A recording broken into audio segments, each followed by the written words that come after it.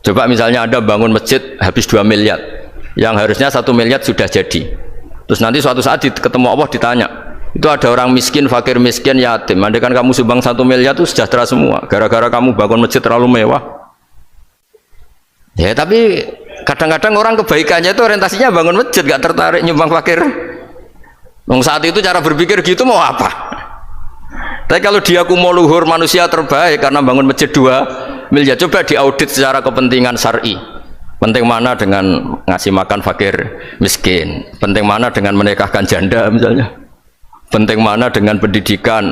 Apa artinya masjid mewah orang nggak tahu halal haram, nggak tahu najis, nggak tahu cara sesuci, nggak tahu cara adzan yang benar?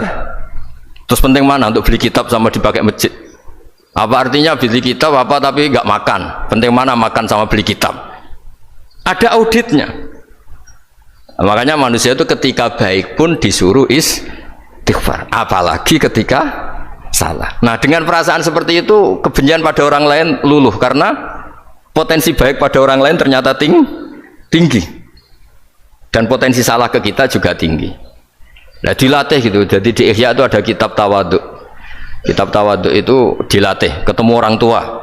Huwa aksaru ibadatan, dia mesti ibadahnya lebih banyak karena lebih tua timbang saya, pasti sholatnya lebih lama timbang saya. Ketika Anda sudah tua melihat anak-anak, huwa aqallu minni maksiatan, mesti maksiatnya tidak banyak karena masih kecil.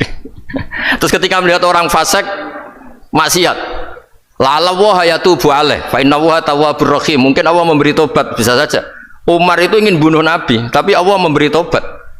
Yang sowan kiai saja tidak mesti dapat tobat. Umar ingin bunuh Nabi, tapi Allah memberi tobat. Akhirnya ya tobat jadi Islam yang baik. Dalam sejarah Wali Songo, Kalijogo sowan Sunan Bonang itu ingin garong, tapi malah jadi muridnya jadi wali. Kalau Allah sudah menghendaki tidak ada ya. Perang Uhud orang Islam kalah itu karena panglimanya siapa? Khalid bin Walid. Tapi dia malah yang dapat hidayah. Nah sama orang yang sekarang Anda benci bisa saja Allah merencanakan ada apa? Hidayah di situ. Dan kita yang merasa benar jangan saja ada rencana Allah bikin kita su'ul khotimah. Na'udzubillah min dzalik, kan tidak pernah tahu. Nah, dari tidak pernah tahu itu orang diusahakan tawaduk. Wa ma adri ma yuf'alu bi wala bikum, kita tidak pernah tahu. Makanya meskipun saya ini kiai terus kata orang banyak itu ketok, kalau istighfar jangan nangis betul ya.